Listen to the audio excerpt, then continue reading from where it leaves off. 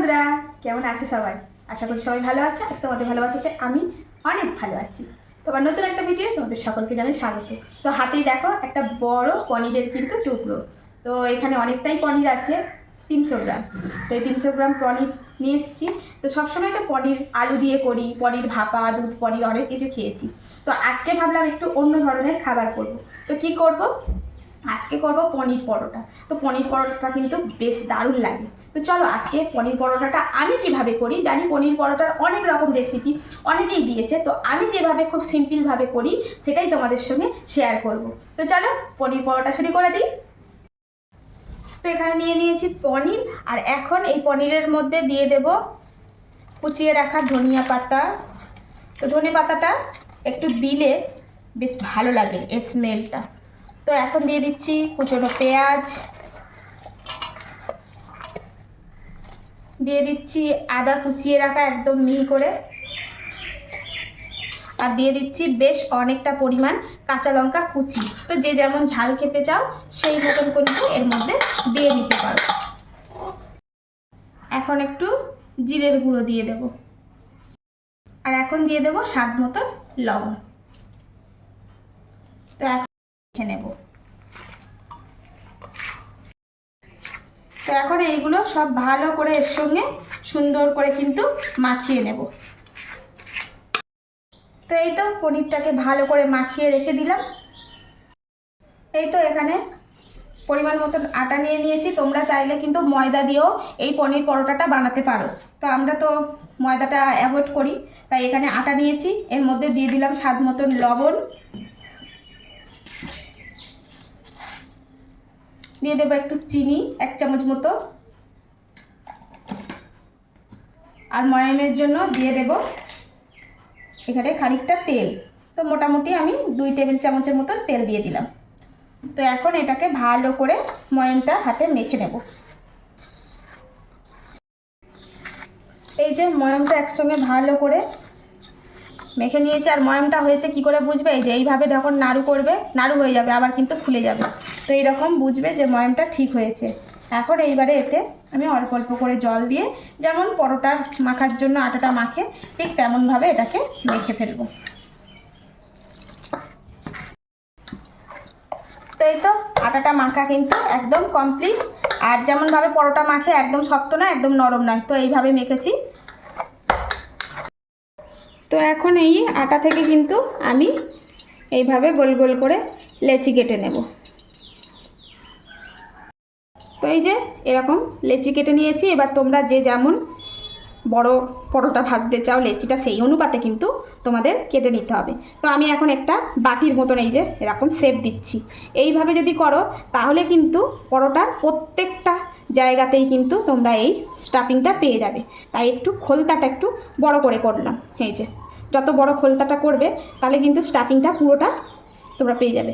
এখন এই যে স্টাফিংটা রেডি করেছি। তো এর মধ্যে এখন স্টাফিংটা এই যে এইভাবে ভরে দেবো। ঠিক আছে, তো এই যে ভরে দিলাম। তো এখন এটাকে মুখটাকে একদম সিল করে দেব। তো এখন একটু ময়দা দেব। তো তোমরা কিন্তু চাইলে তেল দিয়েও বেলতে পারো। তো আমি এখানে এই যে, আর বেলার সময় না এই যে একটু আঠা বা ময়দা দিয়ে বেললে এটা খুব ইজি হয়ে যাবে। তো এখন এটাকে হালকা হাতে ভালো করে যেরকম পরোটা বেলে সেইভাবে বেলে নেব। তো এই তো একদম বেলে নিয়েছি। এখন এটাকে এই যে চাটু বসিয়ে দিয়েছি, চাটু হয়ে গেছে গরম। এখন এর মধ্যে দিয়ে দিলাম।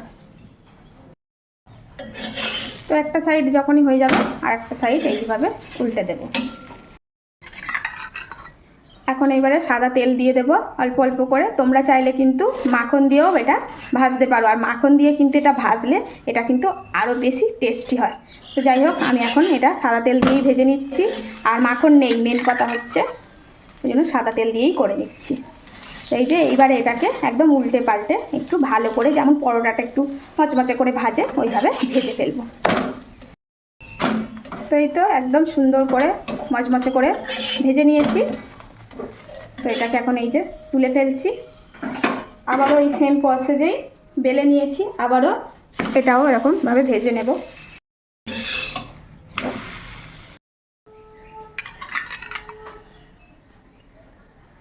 তো সেম প্রসেসেই এটাকে ভেজে নেব।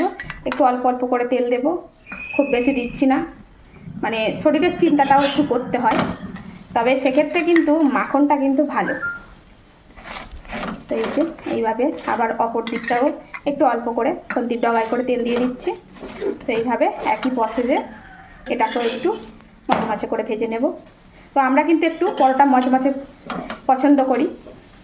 এবারে কেউ যদি নরমও একটু পছন্দ করো সেক্ষেত্রে বেশি মচমচে করার দরকার নেই, তবে আমার মনে হয় পরোটাটা অনেকেই মচমচে পরোটাটাই বেশি পছন্দ করে। কি বলেন বন্ধুরা? তো এটাও একদম রেডি। এই যে, তো এই তো বন্ধুরা, এখন আপাতত দুটো ভেজে দিয়েছি আর বাদ বাকি ভাজছি। ছেলে যাবে স্কুলে, ওকে দিয়ে দিই। তো এই পরোটাটা খেতে আমার ছেলে ভালোবাসে। তো যাই হোক, বাবু চলে এসো। হ্যাঁ না, ওহো, আমাদেরগুলো পরে ভাজবো, গরম গরম খেতে ভালো লাগে, তাই আগে ছেলে স্কুলে যাবে, ছেলেকে দিই। ছেলে বলবে যে ওর মুখে কেমন লাগছে। আজকে কিন্তু পনির পরোটা করেছে, এটা কিন্তু আলুর পরোটা না।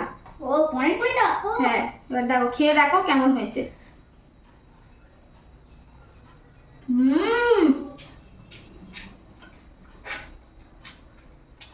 ব্যাপক লাগলো। হ্যাঁ, মানে আলুর থেকেও ভালো লাগছে, আলুর থেকে ডবল ভালো লাগছে। তাই তো বন্ধুরা, আজকে তো বানালাম পনির পরোটা। তো তোমাদের কেমন লাগলো প্লিজ কমেন্টে জানিও, আর ভালো লাগলে অবশ্যই একটা করে লাভ লাইক শেয়ার দিয়ে যেতে ভুলো না।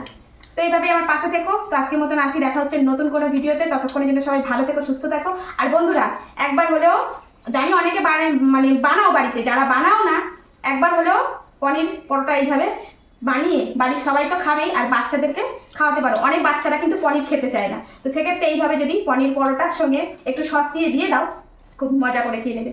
তো চলো আজকের মতন টাটা।